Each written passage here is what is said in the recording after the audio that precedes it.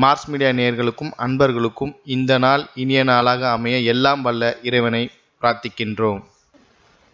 இந்த சேனல் உங்களுக்கு பிடிச்சிருந்தா மறக்காம சப்ஸ்கிரைப் பண்ணுங்க, ஷேர் பண்ணுங்க, லைக் பண்ணுங்க, கமெண்ட் பண்ணுங்க. ஓம் ஸ்ரீ குருப்யோ நமः. வக்ரதுண்ட மகாகாய சூரியகோடி சமப்பிரப நிர்விக்னம் குருமே தேவ சர்வகாரியேஷு சர்வதா. மார்ஸ் மீடியா நேயர்கள் எல்லாருக்கும் ஜோதிட குருஜியின் இனிய வணக்கங்கள், வாழ்த்துக்கள், ஆசீர்வாதங்கள். எனதுரிமை விருச்சிக ராசி அன்பர்களே, இந்த பதிவுல நம்ம என்ன பார்க்க போறோம் அப்படின்னா, நிகழும் மங்களகரமான குரோதி வருடம் ஆவணி மாத ராசி பலன். இந்த ஆவணி மாசத்துல எந்தெந்த கிரகங்கள் உங்களுக்கு அற்புதமா நன்மை செய்ய போறது, எந்தெந்த கிரகங்கள் மூலமா கவனமா இருக்கணும், பரிகாரமா என்ன பண்ணினா ரொம்ப விசேஷம். ஃபர்ஸ்ட் ஆஃப் ஆல், களத்திர ஸ்தானத்துல 2-5 குடையாதிபதி குரு, அடுத்தபடியா உங்களோட ராசிநாதனும் பகைரோன ரோகாதிபதியுமான செவ்வாய், 2 பேரும் சேர்ந்துட்டு உங்களோட 7ஆம் இடத்துல இருக்க. 7ஆம் இடத்துல குரு இருக்கிறது ரொம்ப விசேஷம். சரியா?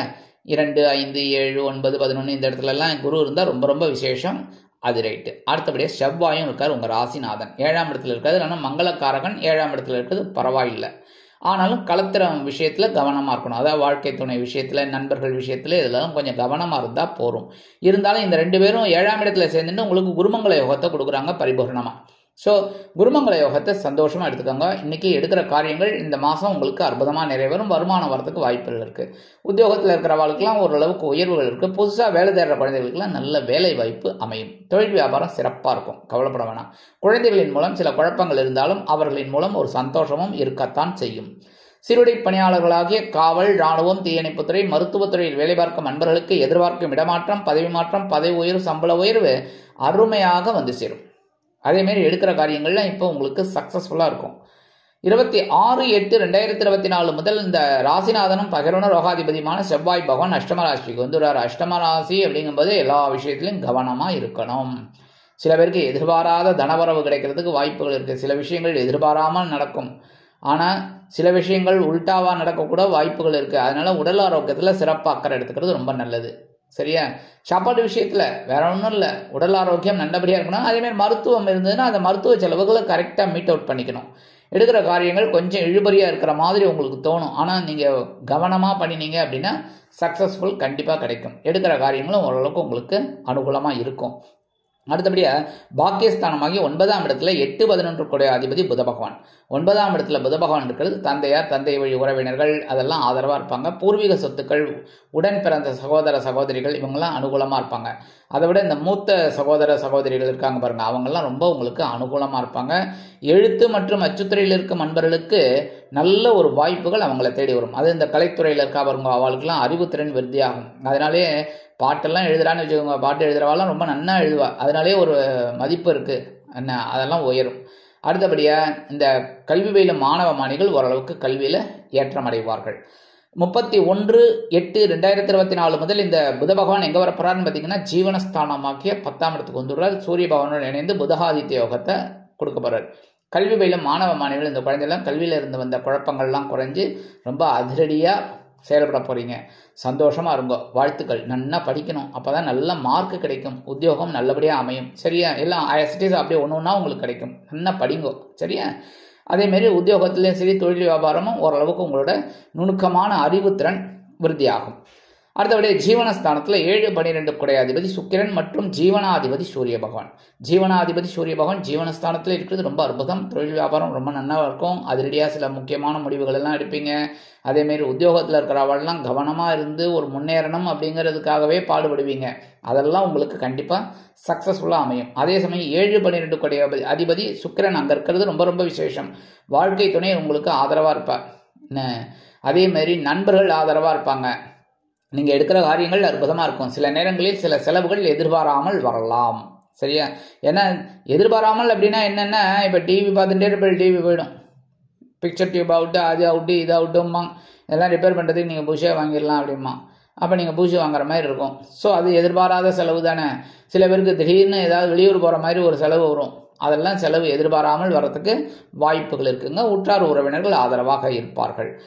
26/8/2024 இந்த சுக்கிர பகவான் எங்கே வரப்போறாருன்னு பார்த்தீங்கன்னா, 11ஆம் இடமாக லாபஸ்தானத்துக்கு வந்து கேதுவோட இணையறார்.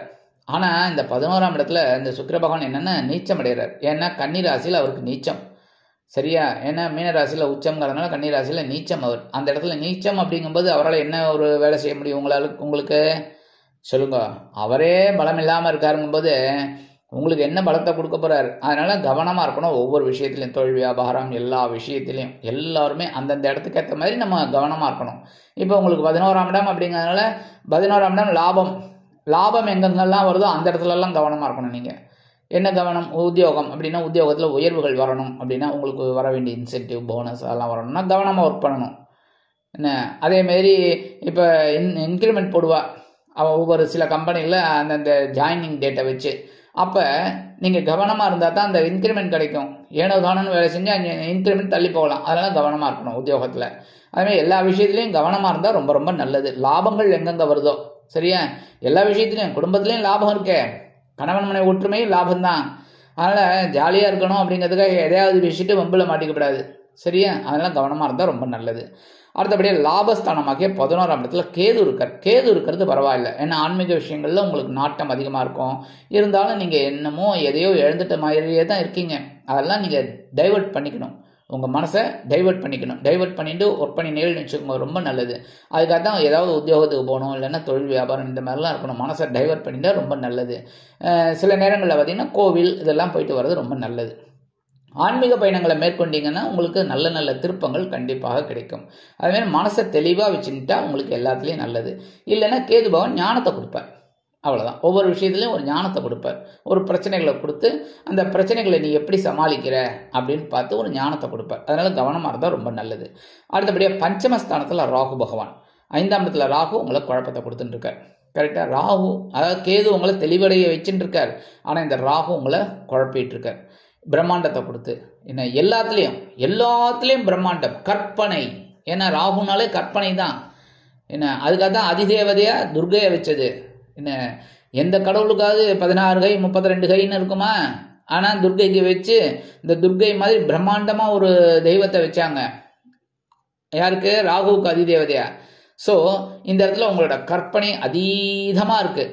என்ன எல்லா விஷயத்துலையும் உத்தியோகத்துலனா பெரிய அளவில் பண்ணணும்னு நினைக்கிறீங்க. என்ன பட் உங்களுக்கு என்ன வேலை அதை மட்டும் நீங்கள் கரெக்டாக எல்லாருக்குமே அதான் நான் சொல்லுவேன். என்னென்னா அவங்க வேலையை அவங்க கரெக்டாக பண்ணணும். அப்போ உயர்வுகள் ஆட்டோமேட்டிக்காக கிடைக்கும். நீங்கள் அனாவசியமாக மற்றவங்க விஷயத்தில் கவனிக்கிறதுனால தான் எல்லா பிரச்சனைகளும் உங்களை தேடி வருது. அவங்களெல்லாம் விட்டுருங்க. உங்கள் வேலை என்ன? உங்களோட பணி, உங்களோட உத்தியோகம் அதை பாருங்கள். கண்டிப்பாக உத்தியோகத்தில் ஒரு உயர்வுகள். தொழில் வியாபாரத்துலையும் அப்படி தான். இப்போ தொழில்னு பார்த்தீங்கன்னா லட்சக்கணக்கில் தொழில் இருக்குது. கரெக்டாக? லட்சக்கணக்கில் இருக்குது. அப்போ எல்லா தொழிலையும் நம்ம பண்ண முடியுமா சொல்லுங்கள்?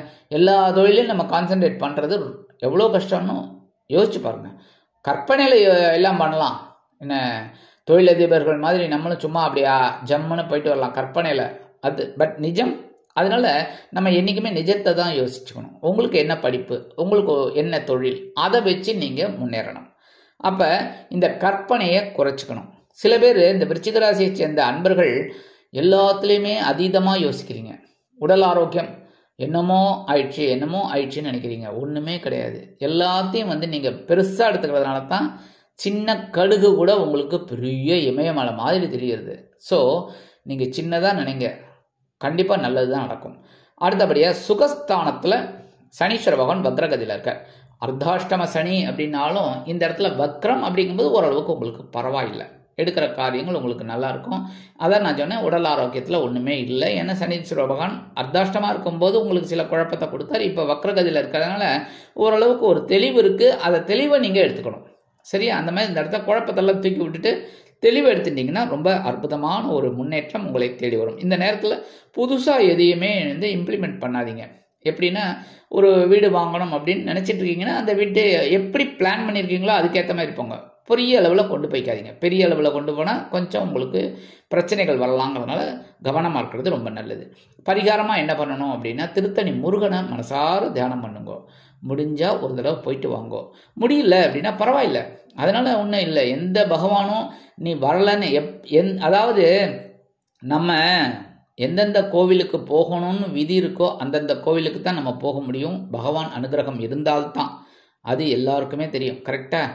ஏன்னா எவ்வளோ கோயில் இருக்கு உலகத்தில், அத்தனை கோயிலுக்கு நம்ம போயிட்டு வந்துட முடியுமா? முடியாது. ஆனால் சில கோவில் நம்ம போகணும் அப்படின்னு பகவான் எழுதியிருக்கிறது, அந்த கோயில் தைரியமாக போவோம், சந்தோஷமாக போவோம், எல்லாம் நமக்கு நல்லபடியாக கிடைக்கும். அந்த வகையில் திருத்தணி முருகனை நீங்கள் வழிபாடு பண்ணுறது ரொம்ப விசேஷம். முடிந்தா போயிட்டு வாங்கோ, முடியலையா திருத்தணி முருகனை மனசார தியானம் பண்ணுங்கோ. ஆக இந்த மாதிரி நீங்கள் பரிகாரம் பண்ண கந்தசஷ்டி கவச்சம் பாராயணம் பண்ணுங்கோ. இந்த கந்தசஷ்டி கவச்சம் பாராயணம் பண்ண உங்கள் மனசில் இருக்கிற கவலைகள் குறையும், ஒரு தைரியம் உங்களுக்கு கண்டிப்பாக கிடைக்கும், எடுக்கிற காரியங்களும் சிறப்பாக அமையும். ஆக இந்த சின்ன பரிகாரம் பண்ணினீங்கனாலே ஆவணி மாதம் உங்களுக்கு அற்புதமான ஏற்றம் தரும், மாற்றம் தரும், இனிமைகளை அள்ளித்தரும் மாதமாக அமையும் என்று கூறி விடைபெறுகிறேன். நன்றி, வணக்கம். மீண்டும் ஒரு அருமையான பதிவில் நான் உங்களை மனமகிழ்ச்சியோடு சந்திக்கிறேன். வாழ்த்துக்கள். வாழ்க வளமுடன். இந்த சேனல் உங்களுக்கு பிடிச்சிருந்தா மறக்காம சப்ஸ்கிரைப் பண்ணுங்க, லைக் பண்ணுங்க, ஷேர் பண்ணுங்க.